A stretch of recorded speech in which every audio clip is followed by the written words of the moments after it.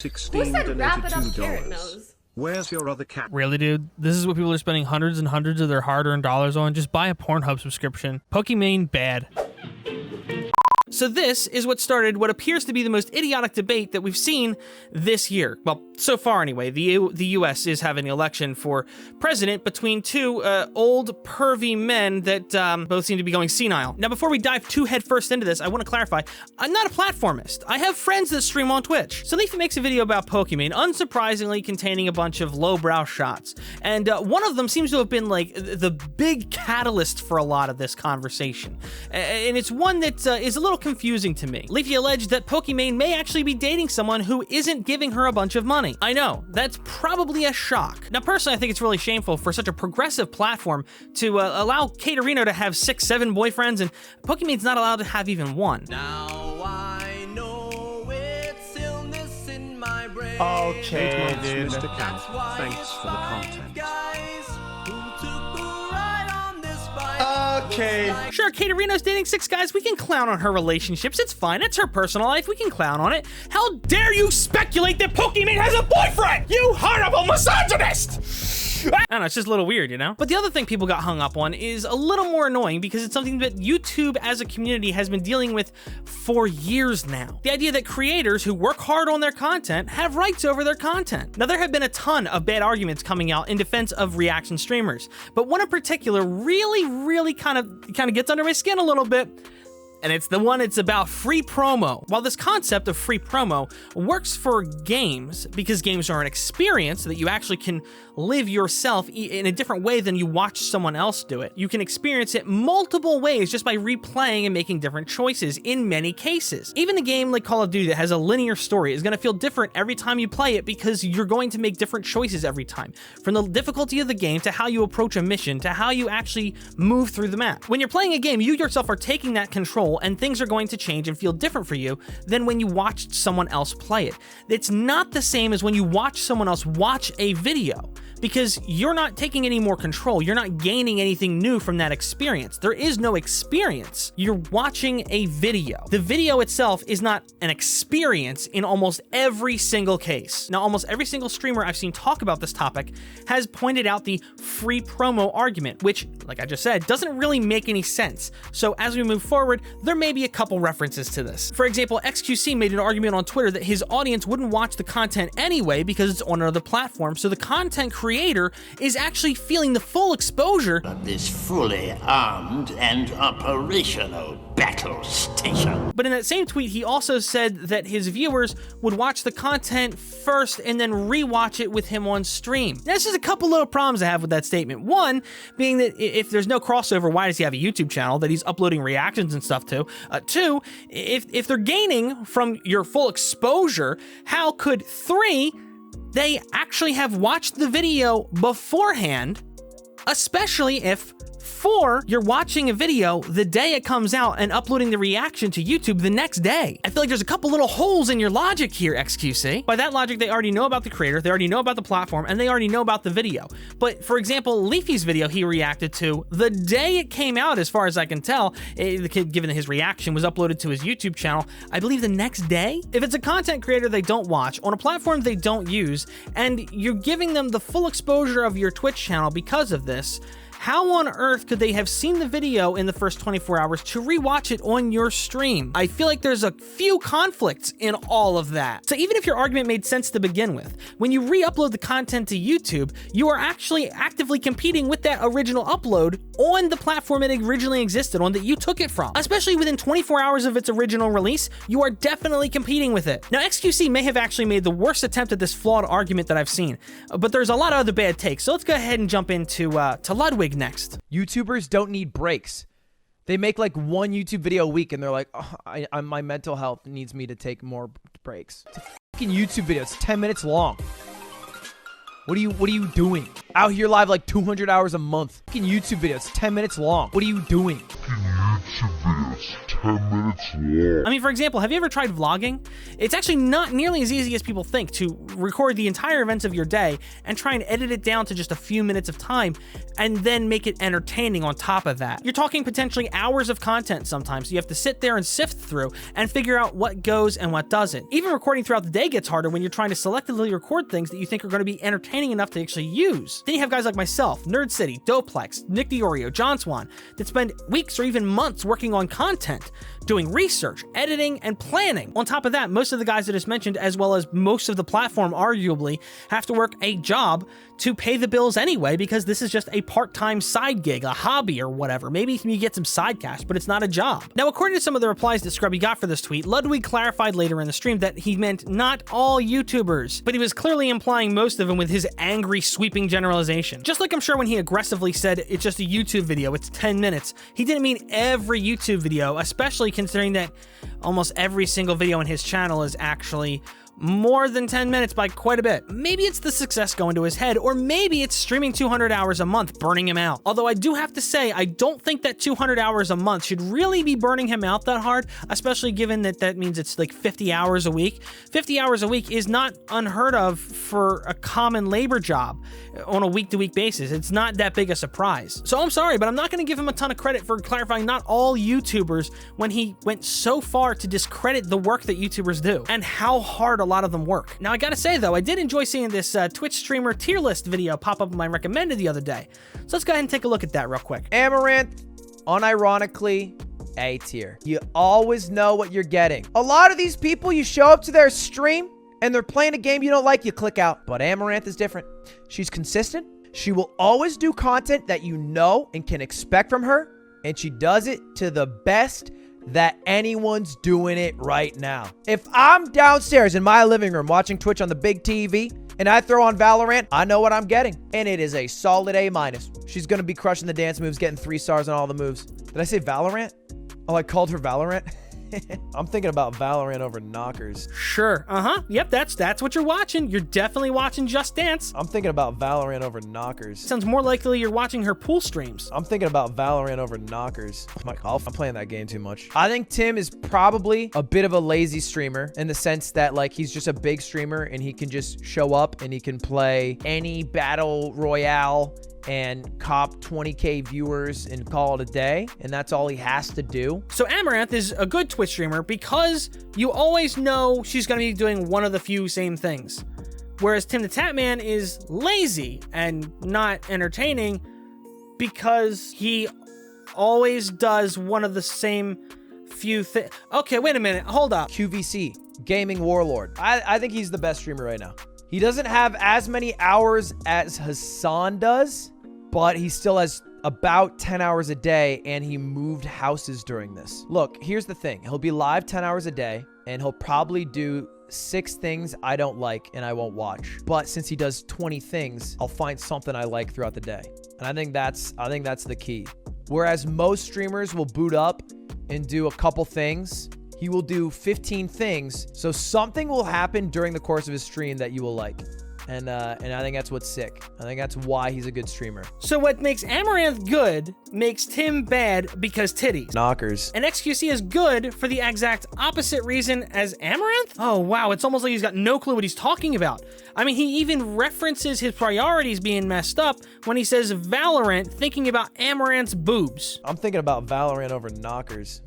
I'm playing that game too much. Seems like a real big brain kind of guy, doesn't he? And you had some people who were just fountains of hot takes and brain damage. Fortunately, I don't really know too much about this kid. I know that he's chinless. I know that he's like a cringy weirdo who makes like jokes from like 2005 still. A weird thing happens to some of these kids where their brains get stuck. So before Hassan watches Leafy's video, he actually clarifies that he doesn't really know anything about Leafy, except for physical attribute joke, boring. After a little while, he hears a joke about Pokemon's looks. I gotta look at what this dude looks like. Oh my God, he literally... Oh, it should be required. This should be on the corner of the screen when you hear his voice, dude. Like, you might not find Pokemon attractive. It's fine. It's up to you. But it's so funny when people are like, yo, this person is so ugly. It's like, Bitch, you don't even show your fucking face. Like, what do you mean? Clean your own home first, brother. And when you're cleaning, maybe you can find your chin under the couch or something. You're telling me that like the dude who says the N-words audience is gonna fucking attack me for ableism or bullying over looks or something? Yeah, see, what I get from this is that Hassan's chat is actually smarter than Hassan. They picked up on his hypocrisy right away. He started off talking about Leafy by making fun of his looks and his content being bad. But then this also happened in an entirely different stream recently. Can you just feel the estrogen coming off this guy's body? Wait, is this guy fucking memeing? This guy said I have estrogen coming out of my body? Are Republicans this delusional? Yes, that's right, because Nick said that he leaks estrogen. He's a Republican. That's right, Hassan. Jokes about your hormonal behavior definitely has to do with your politics. Their brains get stuck. I mean, voting for Trump is one thing, and I've always said the most psychotic thing that Republicans do is like act like he's like this macho, sexy, handsome man. So because Nick made a joke about Hassan leaking estrogen, he must be a Republican, and he must think that Trump is a handsome, masculine man. And that makes him psychotic. Where is this coming from, dude? Like, Hassan is known for political content. Do people watch this guy because how accidentally funny he is, or do they actually believe the words coming out of his mouth? But I never really thought that this fucking dude would be like, dude, you're such a soy boy. Also, there's nothing wrong with like estrogen or being whatever is a soy boy. This is literally like Leafy being like, if you look that way, you don't get to shit on other people in that capacity. It's okay, stop it, drop the topic. It's okay for him to go in on anybody's looks because he is objectively attractive. Apparently. He stole Leafy's chin. That's why he's got two. Bro, we found it. We found the chin. That's fucked up. If I was Leafy, I'd demand it back. If you look that way, you don't get to shit on other people in that capacity. Wow. Great analysis, dude. Now, back in his reaction to Leafy, he actually talks about YouTubers and their work ethic. This is the most frustrating thing because I'm a f***ing React Andy myself. I get so mad at this when YouTubers literally sit around, okay, and they make one f***ing video. They make one f***ing video a month and get like Patreon money, or they make like 2 f***ing videos a week max, okay?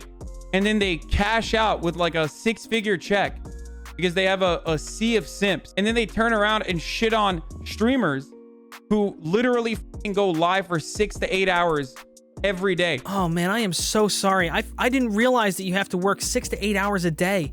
Almost like a full-time job or something. Let me cook you a sad dish. I'd slow clap for you, but my hands are gonna be tied up for the next 8 to 10 hours. Shoot, man, I live at work. And my coworker's the sun. This job stinks. Guys, it doesn't matter how long somebody researched, scripted, planned, or recorded, or anything. I've been sitting in my seat for half a day. I'm getting hemorrhoids. I need money to pay for medicine. Please give me money. Of course there's gonna be dead space in between, you stupid f***. This shit genuinely tilts me, dude. It genuinely tilts me. You could make a compilation of me sitting around, not even on camera, with a fucking video playing in the background. Also, I'm just gonna go over here and do something real quick while I'm watching Leafy's video. When you're live for 13 hours a fucking day, of course there's gonna be fucking dead space in between. The point I was trying to make is that even if she's only streaming like 4 hours a day, that's still 4 uninterrupted hours of broadcasting. It's not easy. Of course you're gonna have moments where you eat and shit. So you know your audience is there for you, right? You know you could just put your own content from your YouTube channel in the background while you eat, so that your audience who came to watch your content can watch your content while you eat. Or here's a crazy one. Pokimane has actually eaten on camera, doing like a ASMR or a mukbang type of thing. That's another option. Or, and call me crazy, Pokimane could just take a 10-minute break to eat and come back. If she can brag about the fact that she was able to just averaged over 11,000 viewers with no cam late at night and with a 10-second delay. I'm pretty sure she can take a 10-minute break, come back and be just fine. By the way, this is one of the topics that Nick and Boblax actually talked about in that stream. Let's hear what they had to say. Dude, but that doesn't make it fair use because you've been streaming for 13 hours. I didn't realize that these guys now are the arbiters of fair use, because that's a conversation you do not want to go down, brother. You know, I'm not quite sure about that, Uncle Hassan. Aside from at least one case setting precedent in the H3 situation, making commentary content proven to be legal when done right under fair use, Nick has already been having this conversation with people for a long time, and so has Boblax. So I'm not quite sure why you think Nick should be afraid of having this conversation when legally his argument's already kind of been proven. The trick is that you really have to show only enough to make your arguments, and then secondly, you have to actually be transformative. Even being enough of one of the two will give you a pass most of the time on the other. Maybe not legally, but I'm talking about with other creators. You legitimately cannot have a fair use conversation. You will fuck everybody's bag up. Well, I guess somebody should have told H3 and that judge, huh? What people do when they play a fucking YouTube video is a violation of fair use, for sure. It's not fair use at all. You can't play the entire video, and everyone could technically get DMCA'd. But in that sense, it's no different than people playing other people's video games on stream. That's also true. With a YouTube video, you're pretty much experiencing everything you're going to experience from it the first time you watch it. Whereas with a multiplayer game or a platformer game, you're actually incentivized by the game to play more, to either score higher, score better, score faster, or just find secrets. Games have replayability that videos just don't have. And like I said, even changing your tactics can change how the game plays for you, adding another layer of replayability. I think one of the big problems with Iman is that she just has to be too nice. And if you're on Twitch, or rather if you're broadcasting yourself for 4 fucking hours a day, you just can't be nice. You just have to admit that humans are cruel, hypocritical human beings. It's impossible not to be hypocritical. Especially if you're on for 4 hours a day, you can easily pull out a fucking 5-second clip and just be like, look at this is terrible. So if you stream for 4 hours or more 5-6 days a week, you need to give up hope on humanity. She false copyright struck Boblax for making a video she didn't like because she wanted the conversation to go away. And she exaggerated Gundam's video to make him sound like he was slandering her or something, and then attack his sponsors. And whether she meant to or not, she clearly let her ego out here. How dare you talk about me? How dare you talk about me of all people? And I will say, for this company to sponsor a video that's literally 20 minutes of talking shit about me, Now, I gotta give him credit for his point about hypocrisy. At some point in time, we're all hypocrites. It's unavoidable. There's no way to change that simple reality because your thoughts and emotions and feelings change throughout your life all the time. The problem is, I would really like it if he could stop being contradictory and hypocritical every couple of minutes in a 30-minute reaction video. That would be nice, especially if he's going to use these contradictory and hypocritical points to then slam people as if it's some kind of gotcha moment. I mean, this is coming from a guy who made jokes about Leafy's chin, but also said in the video, well, looks are subjective. Then flat out called Leafy lazy and unfunny, and don't get me wrong, I don't disagree. I actually agree with him there, but that makes the argument that it's subjective, so Leafy shouldn't be making that point anyway. I think the most offensive part about this video is that it's literally all plagiarized. We've watched 5 minutes of a 12-minute dissertation on like how shitty Pokimane is, and all of it is just rips from other fucking people who have already made these arguments like a million times over. What the fuck kind of content nuke is this? I mean, maybe I'm wrong, but as far as I'm aware, the only other content nuke that really exists is the one that H3 did against Keemstar, which was basically the same thing, taking everyone's old arguments against Keemstar, repackaging it, and shipping it back off towards Keemstar again. As much as I don't like Leafy or his content, I gotta admit he's been much more self-aware since he came back, so I wouldn't be surprised at all if this was actually a subtle joke. It could entirely be just coincidental, but at the same time, if Hassan liked H3's video against Keemstar, really kind of can't crap all over this one, can he? And exposing 13,000 people to this video is a great thing to do. Anyone telling you shouldn't have watched it is a moron. I agree. That's why I'm watching it. A lot of people don't know who the fuck Keemstar is. A lot of people only know him as like the YouTube drama guy. There was stuff in this video that I didn't even know. But Hassan, he was called out for all this stuff already multiple times, so it doesn't matter, remember? What was the point he's trying to make? Like, is he saying that she is a titty streamer? He made 0 fucking points. This is just all plagiarized material from like 2 years ago. Sharing negative opinions with other people is actually plagiarism. Hello, I'm a concerned citizen. We need to get a search warrant out for the person who originated the Orange Mad Bad meme. Yeah, apparently they need a trademark and a copyright right now. He even uses the word literally like Leafy did back in the day, making fun of Leafy's looks. But I didn't realize that his entire fucking drip was also hard stuck in 2005. This dude literally looks like an Avril Lavigne boyfriend. Minutes after making all these big statements about how making fun of looks is played out and it's subjective. I'd watch Jake Paul vlogs before Pokemon. I'd watch gay porn before Pokemon. I think I'd watch anything on YouTube. Wait, what? Guys, I'm not gay. Guys, I would rather watch gay porn. Ew. Ew. Yikes. Yuck, dude. Gay porn. This dude. God damn, that's gotta be so sad. That is a sad way to live, dude. What kind of bizarro point is this? A straight guy doesn't have interest in guys, so he doesn't want to watch guys hang dong on each other. How bad of him. I can't believe I've got to ask this, but is it homophobic for a gay man to find lesbian porn gross? Is it homophobic for a lesbian to find gay porn gross? I mean, maybe Leafy just doesn't like anal. I mean, maybe he finds buttholes gross. I don't know. Now, Nick and Boblax also call him on this weird point. Bro, I can't believe he just said that someone's in the closet. Why should... Wow, these guys are... Dude, this fucking... Hey, not only that, but I'm gonna fat shame here too. This fat piece of shit literally fucking earlier said I'm oozing with estrogen. That is directly a fucking shot at, like...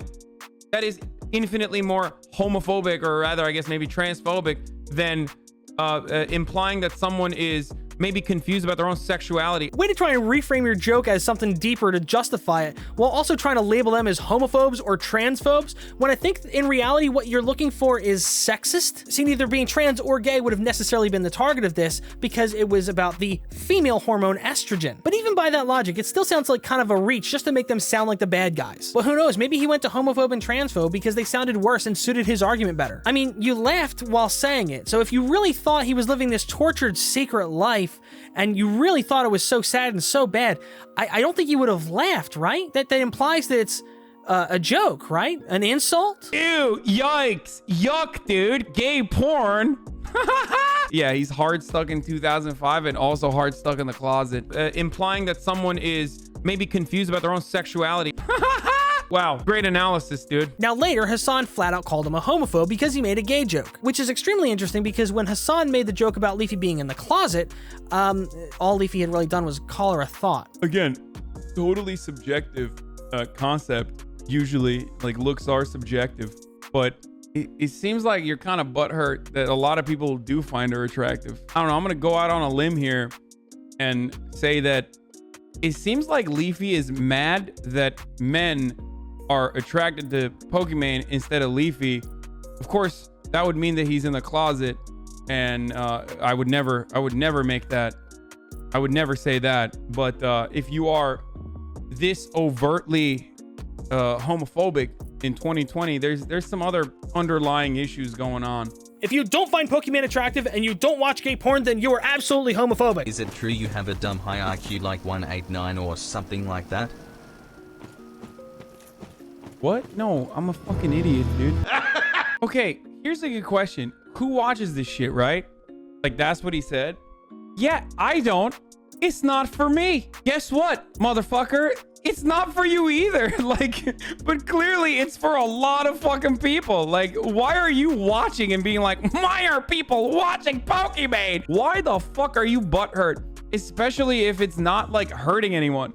I do not understand this mentality at all, dude. Hassan, why are you watching and being like, why are you watching? Why are you watching and being like, why are people watching? Leafy. You don't like the fact that he's using opinions that other people have shared before, but you yourself are just repeatedly using insults and points that people have used against Leafy in the past. Like, imagine that Ebert and Roper or any movie reviewer only talked about movies that they did like. They left all the ones that they didn't like off to the side because they're not into that. It's not for them. So why review it? Like, imagine the news just didn't report on anything negative anymore. They just want to talk about positive stuff because negative stuff isn't what they want to talk about. Like, imagine that. Like, we never found out about Epstein because it wasn't reported on, or we never found out about this or that. We never found out about Beirut because it was a negative story. Like, imagine how stupid that would be for society. What I'm saying here is this concept doesn't scale. It's only used by Hassan and other people around things that they feel are inconsequential to life. So why ever bother talking about it if it's not going to impact anyone's life? You have an opinion? Well, keep it to yourself unless it's of supreme importance to everyone's life. It's an opinion. Just stop. Why does he portray himself as a 15-year-old, dude? Yo, that's real sus. This is so bad, dude. It's literally just like, isn't he 25, you guys said? He's just like so desperate to go back to the good old days when he was 15 and I guess people watched his content. Was that when he was relevant, like 10 years ago? The only thing I know about this dude is that he's chinless. This is all compilations of other people's information. He's like edgelord, irrelevant, and chinless, right? And now I know that he's homophobic as well. Now I know that he's also boring. Doesn't even fucking put the time into his videos to do like at least some kind of investigation into what he's talking about. Capitalizes on existing trends by shitting on Pokimane. Wow.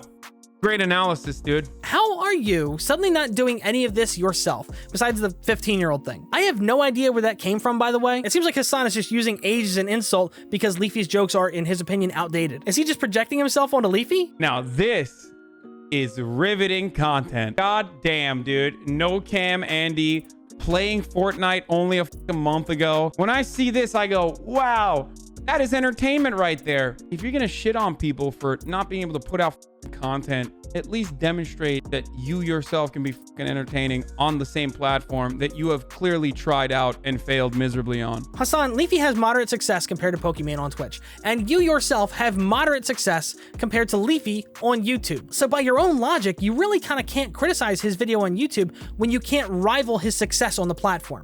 You see how that's a flawed argument now? Now Hassan goes on to talk about how YouTubers and Twitch streamers are in the same game. They see us as being in the same game. They understand that they're getting free marketing as a consequence of this. And I say this as someone who had relative success on YouTube when I worked at the Young Turks, and also someone who is now, I don't know, doing all right on Twitch. If people were watching my old YouTube videos in its entirety and even re-uploading them, as a matter of fact, there are plenty of people who literally just clip my stream and I don't even fucking give a shit. Paying an exposure, Omega lol, yeah, that's why. That's literally why Internet Historian was like, I don't give a fuck if XQC watches my videos. And secondly, that's literally why people pay streamers to watch their fucking shit or to play video games. You dumb why do you think brands pay fucking $15,000 for like literally 30 minutes to an hour of gameplay to big Twitch streamers? That's exactly how this works.